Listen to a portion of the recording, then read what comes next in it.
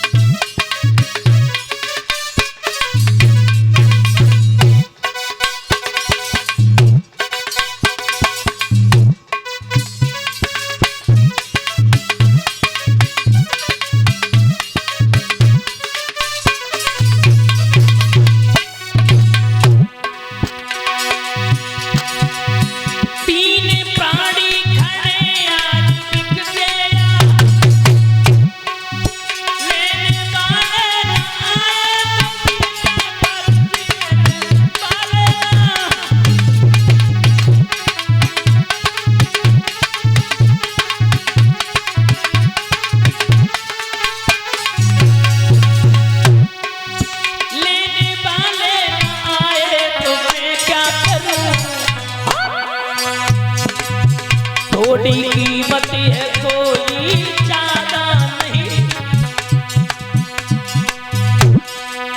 थोड़ी कीमत है कोई ज्यादा नहीं, फिर भी ना ले सके तो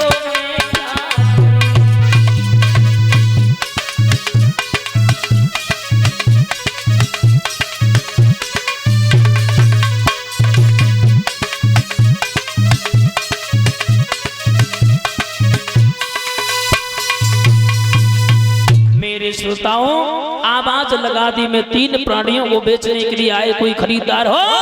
उसी बीच में आकर के महाराज रानी तारा को एक ब्राह्मण देव ने आकर के खरीद लिया। उसकी कीमत क्या है?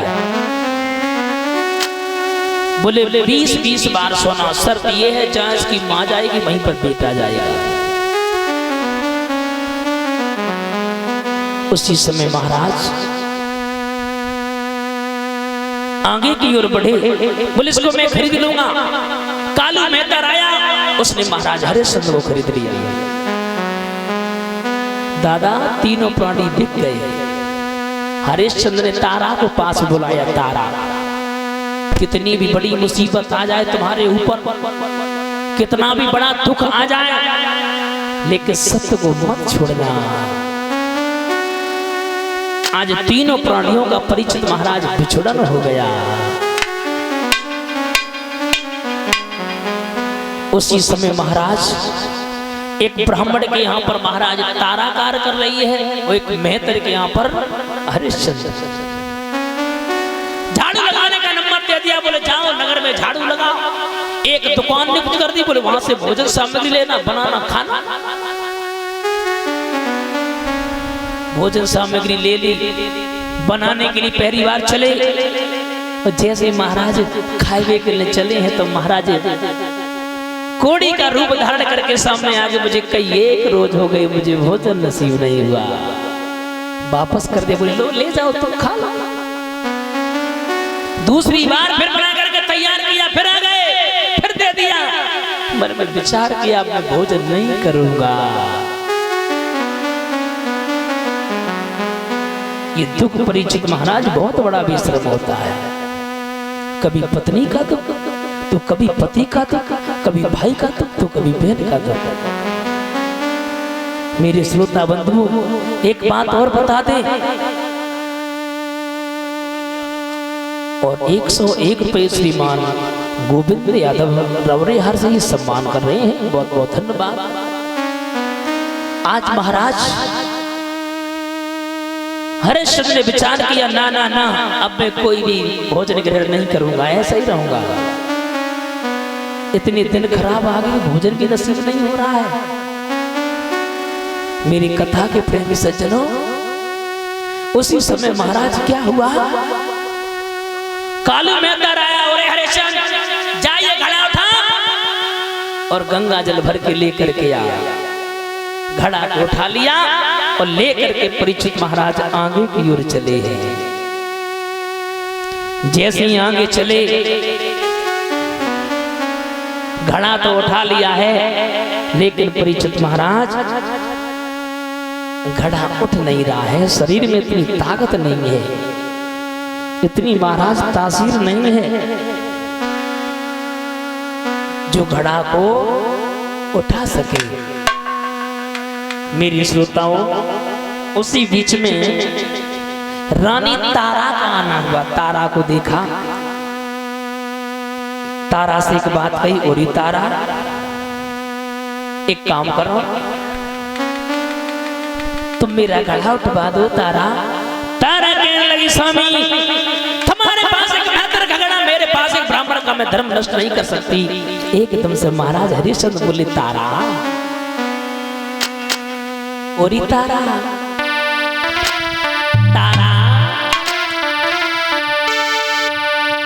कि रानी उठवाए दे गगरिया मेरी जला की भरी हो। तारा उठवाए दे गगरिया मेरी जला की भरी हो।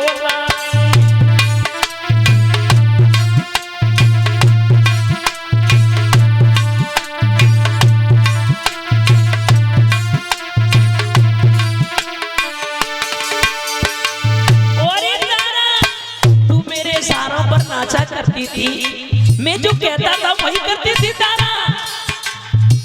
और तारा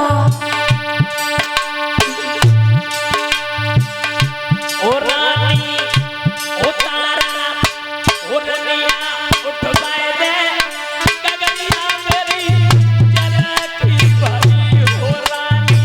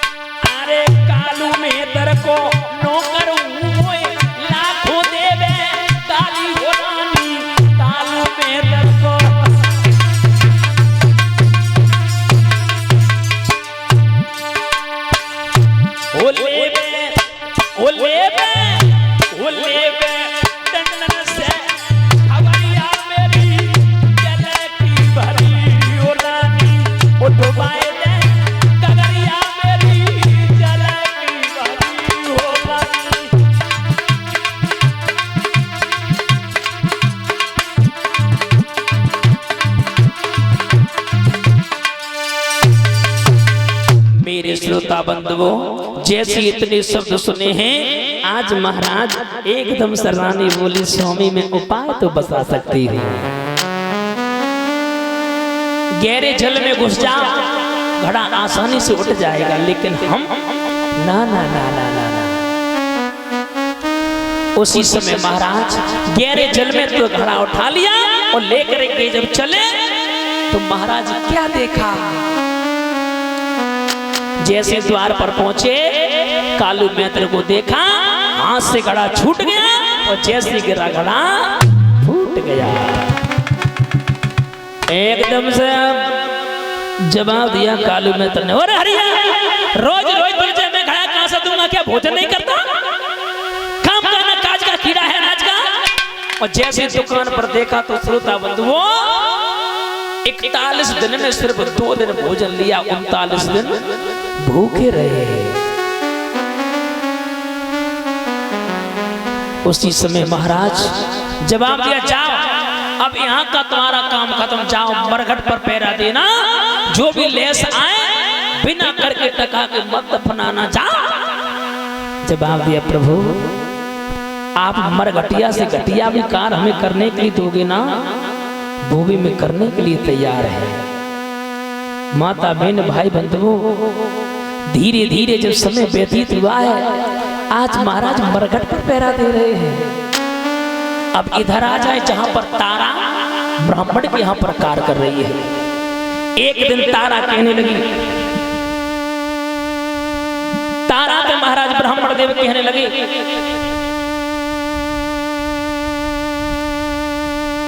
तेरा